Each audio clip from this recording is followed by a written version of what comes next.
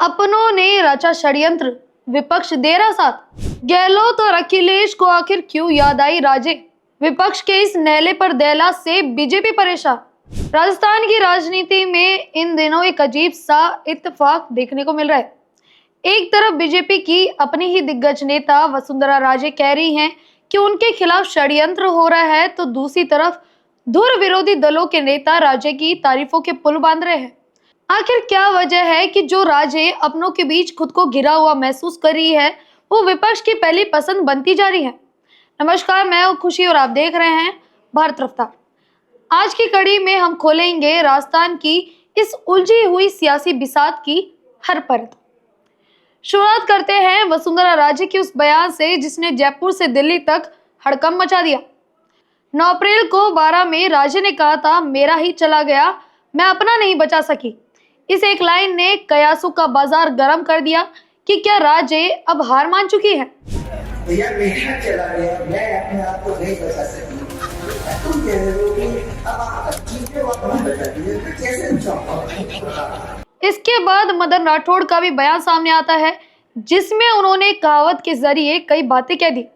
उन्होंने कहा, चिट्ठी चोरे बोर चुन, मांगे घी और दाल, मोदी सू क्यों झगड़ो करे, चिट्ठी कोनी नाल।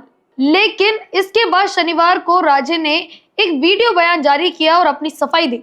उन्होंने कहा, मेरी बातों को तोड़ मरोड़ कर पेश किया गया, ये एक बड़ा षड्यंत्र है। राजे का कहना है कि उनके लिए जनता का प्यार ही सबसे बड़ा पद है। लेकिन सवाल ये है कि राजे आखिर किन षड्यंत्रकारियों की बात कर रही हैं? क्या ये इशारा पार्टी के अंदर मौजूद उनके विरोधियों की तरफ है? तो उसमें मैंने कुछ बोला, पर वो बात मैंने बिल्कुल आउट ऑफ कॉन्टेक्स्ट भाई साहब ली गई है। इशू था 4 लेन हाईवे का। मेरे पास कुछ लोग आए कि 4 लेन हाईवे बन रहा है और उसका बाईपास हमारे ज़मीन के अंदर से निकल रहा है कि आप इसकी अलाइनमेंट को बदल सकते हो, प्लीज़ आप बदलवाओ। मैं उनको समझाने की कोशिश कर रही थी कि धौलपुर में मेरे घर के सामने नेशनल हाईवे निकली है और जब मुड्डियाँ गड़ जाती हैं और नेशनल हाईवे का काम कंप्लीट हो जाता है तो नियमानुसार हम लोगों को काम करना ही पड़ता है। मुझे भी अपने दीवार को पीछे करना पड़ा, मेरी ज़मीन भी गई।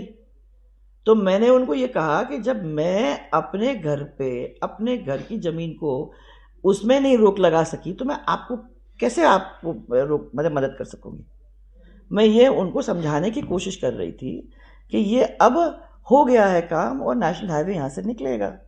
अब आते हैं सबसे दिलचस्प मोड़ पर। जब अपनों के बीच दूरियां बढ़ जाती है तो विपक्षी खेमे में हलचल मच जाती है।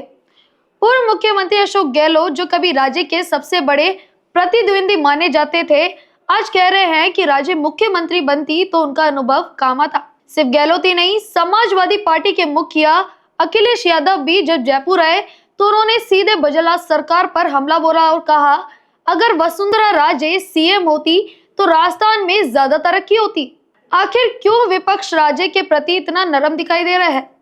गहलोत और राजे दोनों ने दशकों तक राजस्थान की नब्ज को समझा है। विपक्ष जानता है कि राजे को किनारे करने से बीजेपी का एक बड़ा वोट बैंक नाराज हो सकता है और राजनीति में चर्चा आम रही है कि संकट के समय गहलोत और राजे ने एक दूसरे का मौन समर्थन किया था, चाहे वो सचिन पायलट की बगावत का समय रहा हो या कोई और। बीजेपी में पोस्टर से लेकर पद तक बदलाव की लहर साफ दिख रही है। बजला शर्मा को मुख्यमंत्री बनाकर अलकमान ने नए युग की शुरुआत कर दी है। ऐसे में राजे का बार बार ये कहना कि उनके खिलाफ षड्यंत्र हो रहा है, ये बताता है कि वो शायद अब पार्टी में वो अपनापन महसूस नहीं कर पा रही है जो कभी उनकी ताकत हुआ करती थी। क्या विपक्ष की तारीफें राजे के लिए नई राह खोलेंगी या फिर ये सिर्फ बीजेपी के अंदरूनी कलह को और हवा देने की एक रणनीतिक चाल है? राजस्थान की राजनीति अब उस मोड़ पर है जहां दोस्ती और दुश्मनी की परिभाषाएं बदल रही है। राजे की सफाई और विपक्ष की सहानुभूति क्या रंग लाएगी, ये तो वक्त ही बताएगा। लेकिन एक बात साफ है कि महारानी को राजनीति के केंद्र से हटाना इतना आसान नहीं है। तो आपकी इस पूरे मुद्दे पर क्या राय है, हमें कमेंट बॉक्स में जरूर बताएं और बने रहें भारत रफ्तार के साथ।